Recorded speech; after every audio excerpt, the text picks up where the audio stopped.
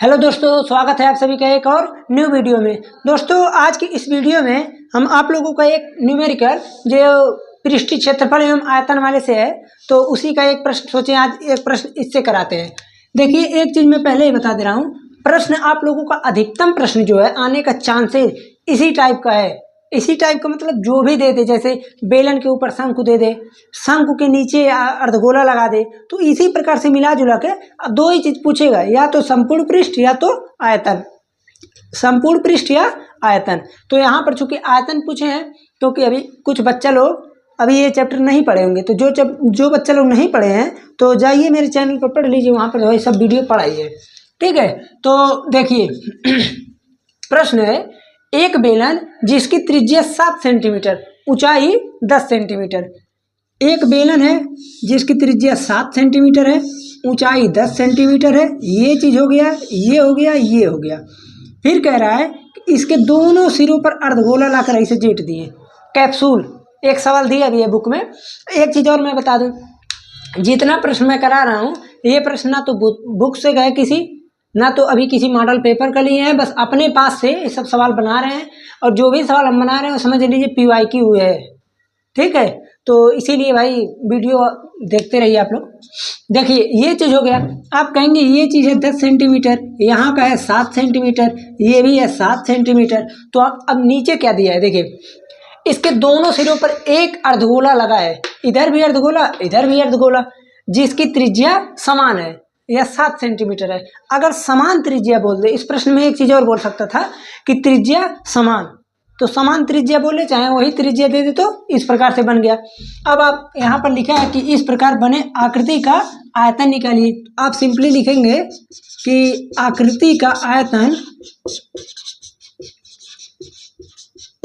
Equal to, अब देखिए अगर आयतन निकालना है इसका, तो आप क्या करेंगे, पहले तो बेलन का आयतन निकालेंगे। बेलन का आयतन, बेलन का आयतन प्लस, अब देखिए एक अर्धगोला ऊपर एक अर्धगोला नीचे, तो यहाँ पर 2 अर्धगोला है, तो आप लिखेंगे 2 गुणे अर्धगोले का आयतन, 2 गुणे अर्धगोले का आयतन। या तो आप डायरेक्टली लिख सकते हैं एक गोले का आयतन, दोनों का बात सेम है। या तो आप 2 अर्धगोला लें या तो एक गोला बना दें, दोनों का मतलब सेम होगा। और यहाँ पर सेम इसलिए होगा क्योंकि ये आयतन निकालना है, इसमें क्या निकालना है, आयतन। ठीक है, तो अब बेलन का आयतन फार्मूला तो पता ही होगा, पाई आर स्क्वायर एच प्लस 2 गुणे अर्धगोले का आयतन का फार्मूला क्या होता है, तो आप लोग कहेंगे कि 2/3 पाई आर क्यूब। ये तो होता है फार्मूला किसका, अर्धगोले का आयतन।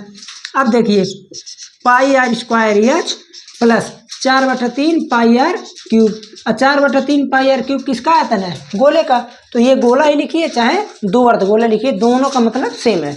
अब देखिए कॉमन क्या क्या चीज़ है, कॉमन को पहले आप अलग कर लीजिए, नहीं तो आप लोगों को करने में थोड़ा सा कठिनाई हो सकता है, ज़्यादा नहीं होगा। देखिए पाई दोनों जगह है, पाई को कॉमन, आर स्क्वायर यहाँ, आर यहाँ। अब कुछ बच्चे इस कंफ्यूजन में रहते हैं कि आप किसी सवाल में आर को कॉमन लेते हैं, किसी में आर को कॉमन नहीं लेते हैं। तो सिंपल देखिए, ये डिपेंड करता है इस पर, जैसे यहाँ का रेडियस सेम है ना, इसके लिए भी सेम है, अर्धगोले के लिए भी सेम है, और फिर बेलन के लिए भी। जब दोनों के लिए रेडियस सेम रहेगा तो यहाँ पर रेडियस को कॉमन ले लेंगे, तो बचेगा एच प्लस 4/3 आर। ठीक है, अब सवाल सॉल्व करना है तो अब सिंपल, अब एक लाइन में आप और लिख सकते हैं, दिया है त्रिज्या 7 सेंटीमीटर, एच का मान 10 सेंटीमीटर। तो देखिए 22/7 आर स्क्वायर, 7 गुणे 7, एच का मान 10, 4/3 गुणे 7।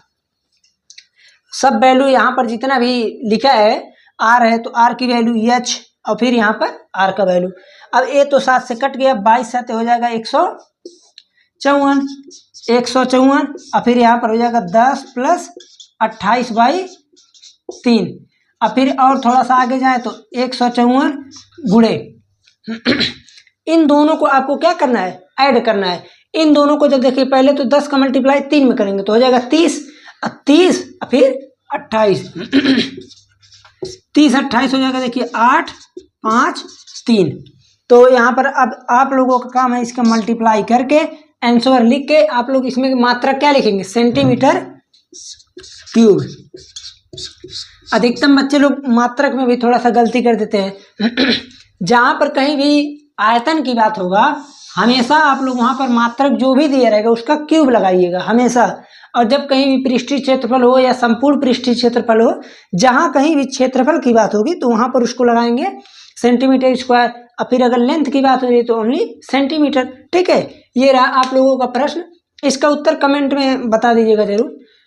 एक प्रश्न हो गया। अब फिर मिलते हैं किसी अगले लेक्चर में। एक प्रश्न और लेकर आ रहे हैं अभी जल्दी।